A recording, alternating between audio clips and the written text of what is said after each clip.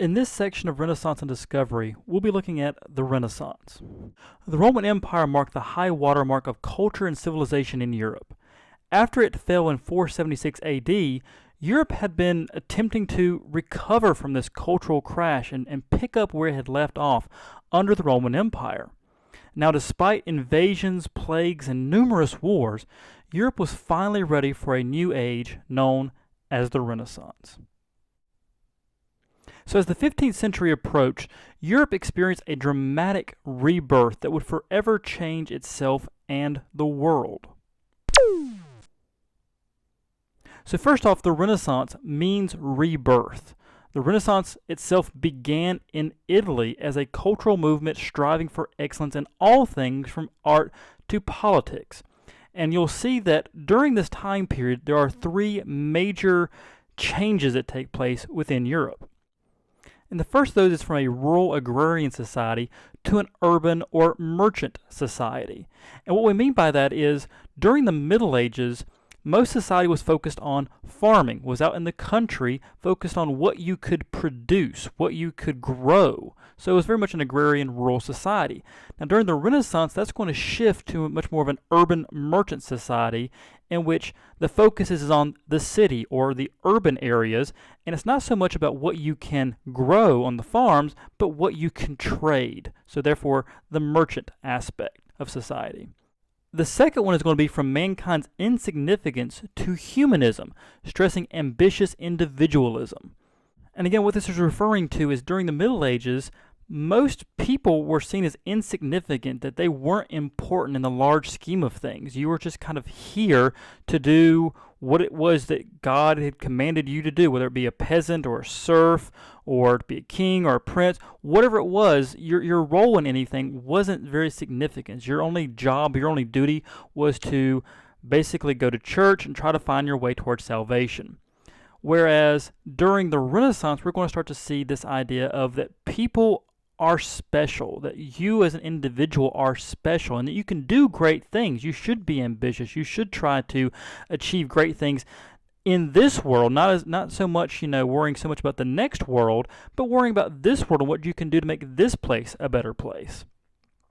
So the third thing we're going to look at also today is from a solely religious focus that we had during the Middle Ages. During the Renaissance, we're starting to look at more of a secular view of things, which means worldly view of things. And that isn't to say that we're going to stop being religious, it's just we're opening up to the possibilities of there's more out there than just religion, that there are other things in this world to be concerned with. So let's first start looking at that urban merchant society. So the new focus on trade led cities to grow as centers of trade, where merchants could buy and sell their goods as cities grew wealthier from this increase in trade. Now the first place this takes place in is Italy. Right? Italy was one of the first places to recover from the Black Death. It's in a major trade route area thanks to the Crusades. So this is where the Renaissance is going to begin. The first place we're going to look at is Florence. It is known as the birthplace of the Renaissance. It was a place that was controlled by a rich merchant family called the Medici family. And the people there were great patrons of the arts. They were great supporters of the arts. They put a lot of money and time and effort into the arts. So looking at the map there, you can see where Florence is located. It's located right here in Italy, blinking right here. And a good viewpoint of what Florence looks like is from this picture. Even today, Florence looks today much like it did then. A lot of the architecture, a lot of the structure was there. It's one of the most beautiful places in Europe at the time. And some of the most famous artists did a lot of their work here in Florence. Now another place that's very prominent during this time period is Venice. Venice was where one of the world's greatest naval forces was located and was a huge trading power. Again, if you're going to be trading throughout the Mediterranean, like Venice was, you have to be able to protect your shipments, protect your ships that have these very expensive goods on them. So they had one of the world's greatest naval forces at this time. And again, if you're going to be a city that's built on water, most people are familiar that Venice is built on a series of canals, then you're going to need to have a good navy and a good way to get around. Now, lastly, we're going to be looking at Milan. Milan is located there in the northern part of Italy. You see it blinking there on the map. This is a natural crossroads between Western Europe and Eastern Europe. If you're there below where the Alps are, if you're coming from this side of Europe to this side, you've got to pass through this northern area of Italy, and Milan sits right there at this crossroads. So it made a very prominent and very important trade route during the Renaissance. And again, it looks today much like it did then. Now, these city-states established trade routes in the Middle East. That's how they acquired a lot of the luxury goods that weren't found in Europe. And because they could establish these trade routes, they could get from the Middle East things like sugar and spices and silk, things that were being brought in from Asia to the Middle East. These early traders, thanks to the Crusades for one, were able to bring this stuff back to Europe and then sell it at very high marked up prices. What made them so profitable, made them so rich. Now, despite the internal conflicts that these city-states had between them, again, Italy was not a unified country. It was made up of a bunch of different city-states.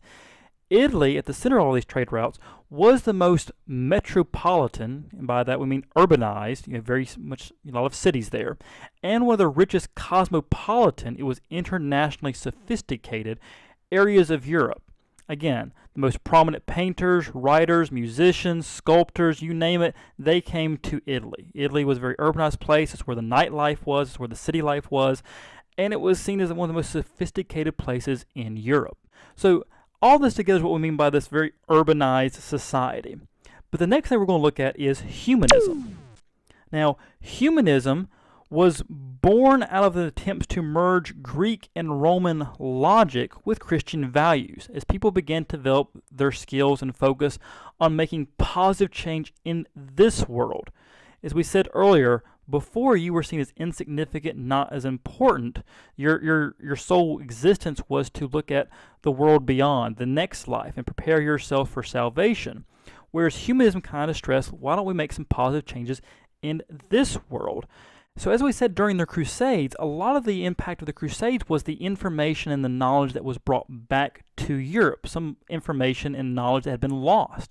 Well, part of that was from the Greeks and Romans, people like Aristotle, Socrates, Plato. A lot of their works find their way back into Europe, and as people tried to look at these Greek and Roman, philosophers and the logic that they had, they tried to kind of merge this pre-Christian knowledge and culture of this time period, the classical era, with the now Christian values and morals and philosophies that was now part of Europe. So how do you merge this old world, this classical world that had such a height of culture and understanding and logic with Christianity? And so humanism is this attempt to kind of merge those two together. Now, humanism itself is this belief and emphasis on the individual, stressing, as we said earlier, a classical education. So an individual could excel in all things. And what this leads to is a type of education called the humanities, which are things like history, basic math, music, these things that can provide a fundamental skill for which a person could pivot in many different directions, all right, many different professional directions. So if you have a basic understanding of literature, a basic understanding of history, a basic understanding of math, then you could pretty much do anything you wanted to. You could move on to bigger and better things and become educated in a way that before wasn't even possible. So during this time period, a lot of people were essentially trying to become a Renaissance man, an individual who could do almost anything. Think of them as a jack of all trades. And one of the most prominent persons we can think of is Leonardo da Vinci.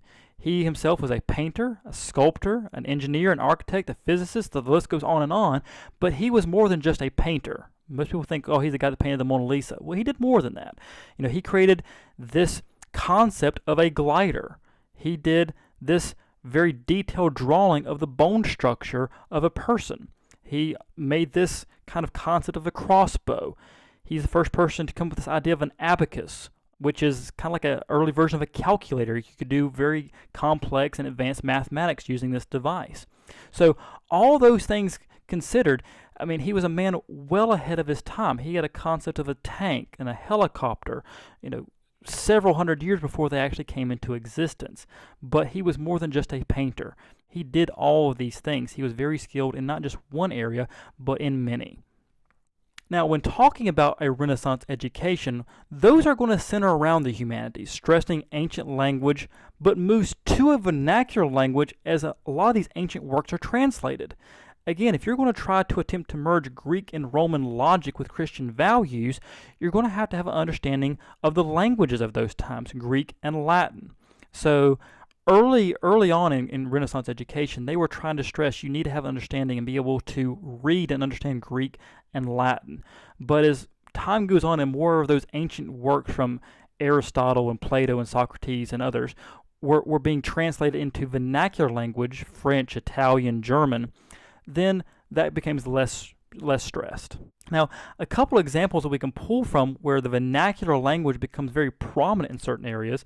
For one, you have Dante Alighieri, who's an Italian writer, who wrote a famous work known as the Divine Comedy, in which he has this tale of the soul's journey through hell to salvation. It's a pretty interesting tale if you ever get a chance to read it, where it's written in 3 parts, since it's the comedy aspect here.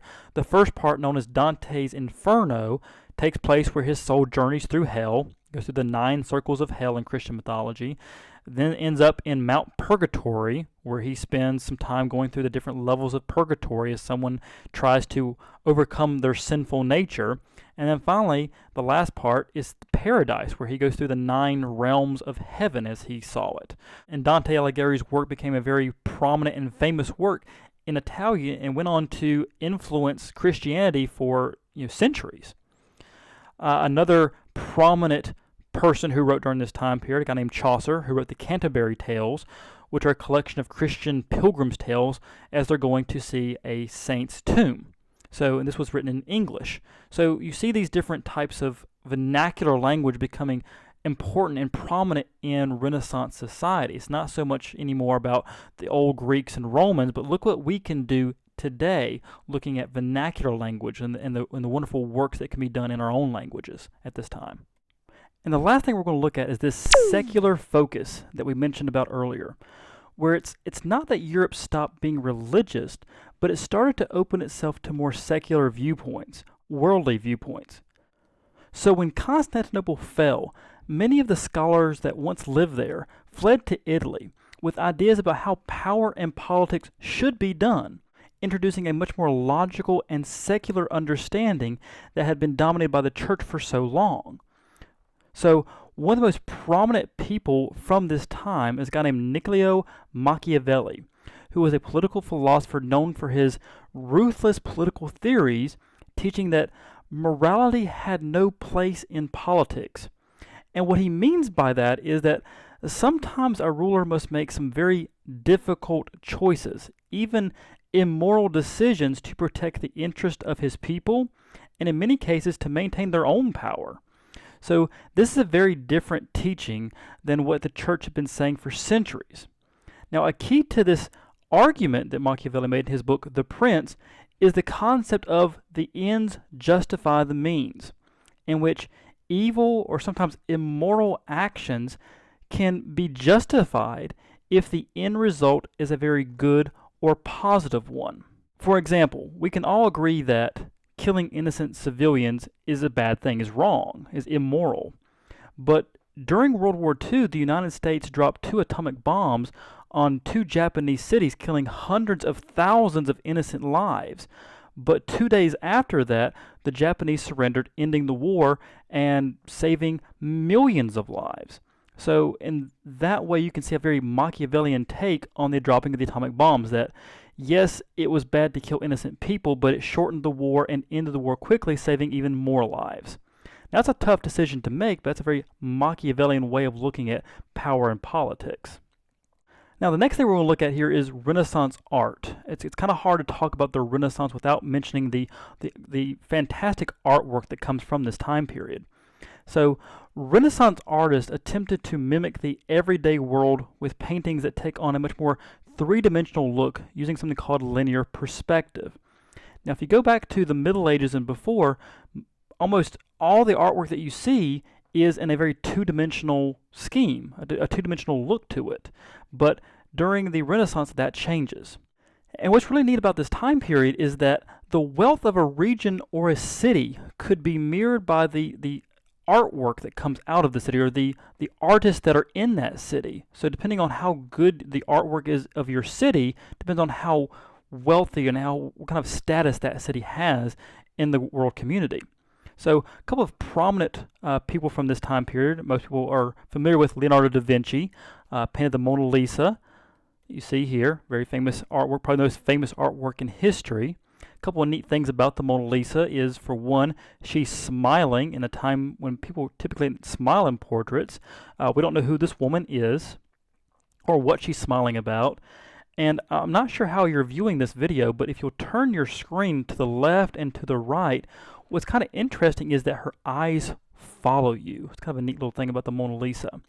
Other one there that you see, this is the Last Supper. This famous painting of Jesus and his disciples at the Last Supper. Most people think it's actually on canvas. It's actually painted on a wall. It's a mural, actually, not an actual canvas painting.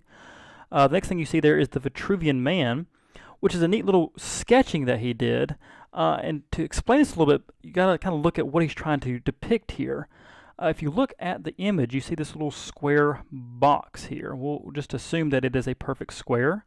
If you look at from fingertip to fingertip, they are touching in this box.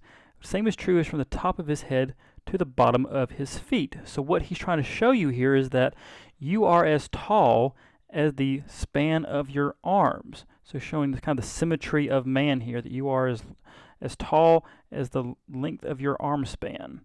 Now if you look at the circle here, okay, his hands are touching the circle, and so is his feet. And if you were to lay on the ground and draw a perfect circle around yourself, typically you would notice that the belly button is the center of your body. So again, he's trying to show the symmetry of mankind, going to that humanism, that man is kind of really neat and should excel in things, but that man's form is kind of exceptional as well. Now, another prominent artist from this time is Michelangelo. He's famous for his sculpture of David that you see here. A couple things to note from there is just looking at his hand, his lower hand here. You see the veins are kind of popping in his hands a little bit because he's carrying weight. He's actually carrying a stone in that hand, the same stone that he will eventually try to slay Goliath with. And also notice that he is putting a lot of weight on this one foot. This one's kind of dangling there. But this foot here, it's got a lot of weight. And so you can see the muscles in his leg here are flexed, kind of showing that he's putting weight on it. And the fact that, Michelangelo took so much time and effort to kind of portray that, that artists were doing that at this time, kind of shows how superb their artwork really was. Another famous artwork that you see there, the creation of Adam, where God creates Adam and man and God kind of reaching out for one another there.